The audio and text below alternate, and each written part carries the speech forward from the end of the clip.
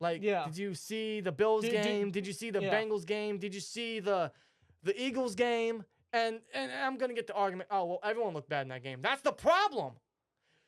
To win anything in this fucking league, you need to beat those teams, which we did not last year. And don't give me that week 1 shit, man. We should have lost if the guy hit a fucking field goal. Let's be honest, okay? We lost to all those teams last year. In brutal fashion, and to win, and those are guys that went to the fucking end of the season. For fuck's sake. Okay, I don't mean to get vocal here, swear jar. A lot of, that was maybe 4 I counted. I'm just being honest, man. To win in today's league, you need to beat those teams, which we did not last year. No. And yeah, everyone played bad. That's the problem. But mostly the line. One of the guys that were obvious was Dan Moore. He had bad grades and bad games in every single one of them. And so did the entire line, but that's where we need to focus on.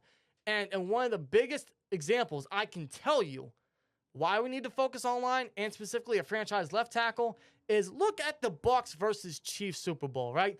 The best quarterback in the league couldn't do a goddamn thing. Why? Because his O-line sucked. And what did the Chiefs do? They improved their line immensely, and 2-3 years later, they are the champs again. They're going to be the reigning champs heading into this upcoming season. Yeah. They won their second Super Bowl in 4 years. Why? Because their offensive line shut down an Eagles front seven that had over 70 sacks this past season, which led the league. The Eagles defense had 0 sacks in that Super Bowl. And by the way, they led the league in sacks, which was the most since the 85 Bears. So if you need any extra example of why the Steelers need to prioritize the line, and specifically a franchise left tackle, I don't know what to tell you. So no, Dan Moore's not the franchise left tackle. There's no reason they should run it back. I have fears that they will. I don't think a switch to guard is going to help him. I keep seeing people say that. My question is, does he have any experience at guard? Does that matter? Maybe I would assume it would. Maybe a little. I assume it would matter for him to have experience at guard. But why switch a guy that's been starting at left tackle the last 2 years, switch him to guard, and just have him restart a whole new position, right? Isn't that the problem we have at the line a little bit? Is them learning new positions? Learning new positions, switching positions every other year, bringing guys in that, are more strong at one position, but they want to plug them into something else. We need to get guys that are true at the positions that they're really good at and bring those guys in, and specifically the top 2 rounds, not these like mid-round guys, which we've seen. I mean, look at Dan Moore, Kevin Dotson. Yeah, both of them were 4th-round guys. I don't think they ever will reach their ceiling. I'm sorry. No. That's just my honest opinion. That's why I truly believe. You can say that we're giving up on the guys. All right, fine. But I've seen how these guys have been playing. I've seen how they are on the offensive line. That left side is the main reason why Pickett suffered his 2 concussions. I don't want that to happen to Pickett. And I want this man to thrive. I want this offense to thrive. The one way the offense can thrive is to have an elite offensive line.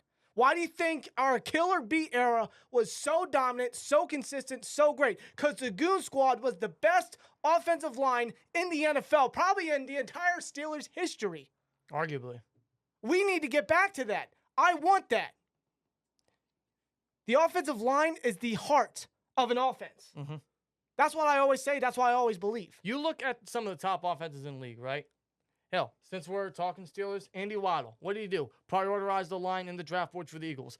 Every single one of the starters on that offensive line were drafted by the Eagles. Every single one. From left to right.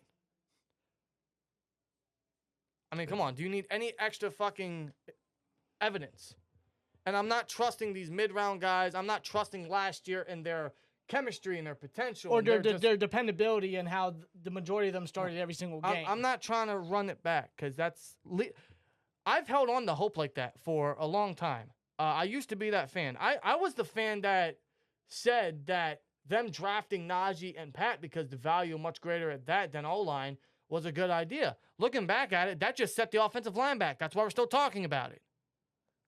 You need to select the position high, and where we stand and how many picks we have in the top 50 and even the top 100 is a good spot to do it. And I'm going to keep that stance. I'm not letting go. Unless they do something in free agency that obviously changes that.